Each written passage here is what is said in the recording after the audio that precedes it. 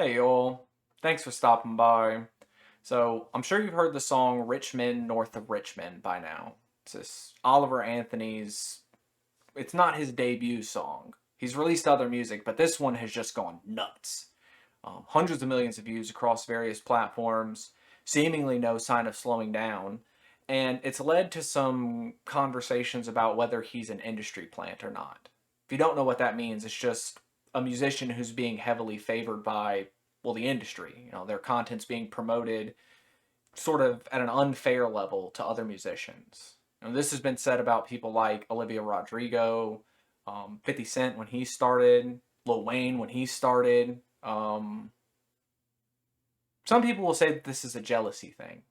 You're only saying this because, he's blowing up and he's going to be financially secure and rich. And sure, I can imagine most musicians do it for love of the craft, but yeah, like we all want to be financially stable. And this guy's certainly on his way to be there. But I first heard this industry plant thing, and when I started looking into it, I noticed his Twitter follower account gave me some concern.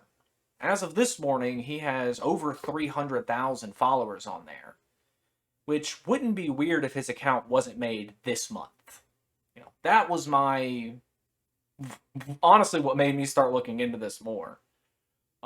You compare him to other musicians that are in what I would consider his genre, people like Sturgill Simpson or Jason Isbell. Those two guys have close to the same follower count as Oliver does, except their accounts are a decade plus old, which that sort of growth makes sense to me as far as musicians, specifically Americana folk musicians. It's not exactly the most popular music, but those two are very popular in that genre. I was expecting them to have more, but, it is what it is. If you want to compare him to something more similar, not genre wise, but growth wise, a artist who made a viral hit this summer that people couldn't stop talking about, Planet of the Bass. That DJ Crazy Earl, Crazy Eddie, whatever his name was. You know, the official release for that song is today, but they've done all the music videos and the replacing of the video girl, all that stuff. Lots of commentary around it, fan art, everything, and that dude doesn't even have 40,000 followers. Less than, or about 10% is what he's got. And that was I really figured something was wrong then. Because, I mean, for that dude, for him not to have 6 digits of followers, the DJ Crazy Eddie, that's weird to me. I would have thought he had more. Then I go and see Matt Walsh posting about this guy, talking about the reason this song has gotten so big is because it's not political and because it's authentic. Now, he already got ripped into by his fans for saying the song is not political, when the song is talking about politicians, your taxes, and welfare. But the whole, it's authentic. Now, this guy might have really wrote that song, but its growth is not authentic.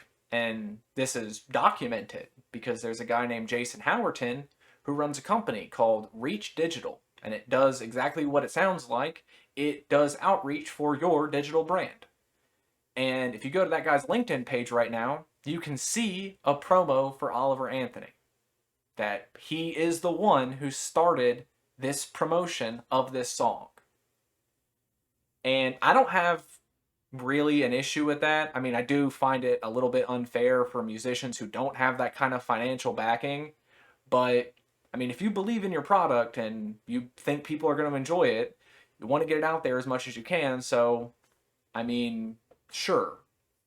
Now, this was all but confirmed by a guy, I think his name's Dan Bongino, but he made this whole essay post on Twitter where he was upset because someone was calling out Jason Howerton. For him to say, no, I know Jason, he's a good friend of mine, and he reached out to Oliver himself because he believed in the song, and it's like, that doesn't make a difference. Like, sure, you can say he didn't pay for the promotion, but he's still being promoted by a digital outreach brand. This is the definition of an industry plant. So, if you like the music, the timbre of his voice, the backing track and all that stuff, I would just recommend you look at other artists. Americana is a good genre. I said at the start, Sturgill Simpson and Jason Isbell. Jason Isbell is the greatest songwriter of our generation. So if you haven't heard of him, please listen to his music. But, just branch out a little bit. Lyrical content of this Richmond, North of Richmond song, I'm not gonna really align with anybody who disparages people on welfare. You know, they're they're not the ones who are really abusing our tax dollars. Most people on welfare are fully employed, and you want to argue that they're spending their welfare money instead of being mad at their employer for not paying them enough and even factoring in that their employees are on welfare into their bankroll.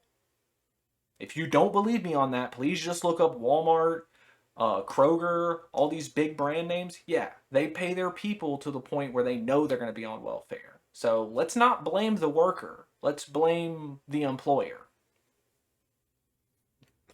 I don't think this guy will last very long. You know, I think he's going to be the conservatives' new toy for about 2 months and then they'll throw him away. But time will tell. And I guess until we see that, y'all try to have a good day.